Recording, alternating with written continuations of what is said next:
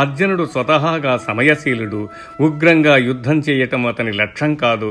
కానీ అభిమన్యుడు చనిపోయిన మర్నాడు యుద్ధపు 14వ రోజున చూడాలి అర్జునుడి ఉగ్రరూపం. ఒకటి కాదు, 3 వ్యూహాలు, శకట, పద్మ, శుచి వ్యూహాలు ప్రవేశించి ఛేదించుకొని వెళ్తాడు జయద్రథుడి కోసం. ఆ రోజు పాండవులకెంత ముఖ్యమో కౌరవులకు అంతకన్నా ఎక్కువ ముఖ్యమైనది. కానీ ఆ రోజు అర్జునుడు కాలాగ్నియముడు. అతన్ని ఆపటం దేవతలతో సహా ఎవ్వరి తరమయ్యేది కాదు. బీభత్సు అనే నామం ఎందుకు వచ్చిందో అప్పుడు తెలుస్తుంది. ఒంటి చేత్తో ఆనాడు 7 అక్షౌహిణుల సైన్యాన్ని మట్టుపెట్టాడు. అర్జునుడి బాణ పరంపరకు ఎదురుగా 2 మైళ్ళ వరకు ఒక్క సైనికుడు కూడా మిగిలేవాడు కాదు.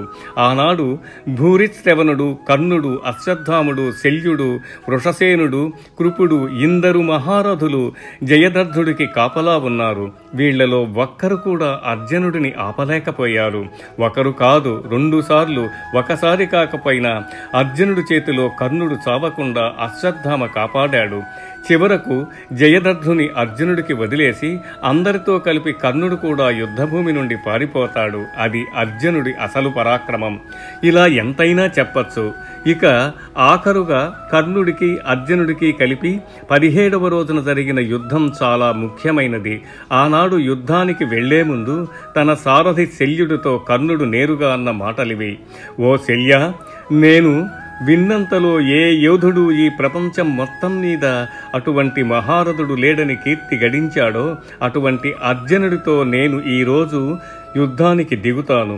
శ్వేతాశ్వరధారుడై రణభూమి యందు చెరించే ఈ అర్జునుడి చేతిలో నాకీనాడు మృత్యువు తథ్యము. నా మరణంతో కౌరవుల మిగతా వీరులంతా నిశ్చింతగా సమసిపోతారు. ఆ అర్జునుడి చేతులకు ఏనాడు చెమట పట్టదు, అవి ఏనాడు వణకవు.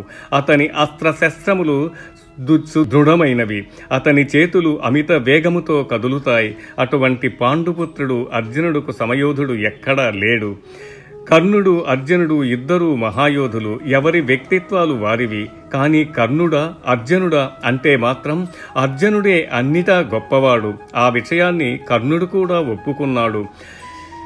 యత్ర యోగేశ్వరః కృష్ణో యత్ర పార్థో ధనుర్ధరః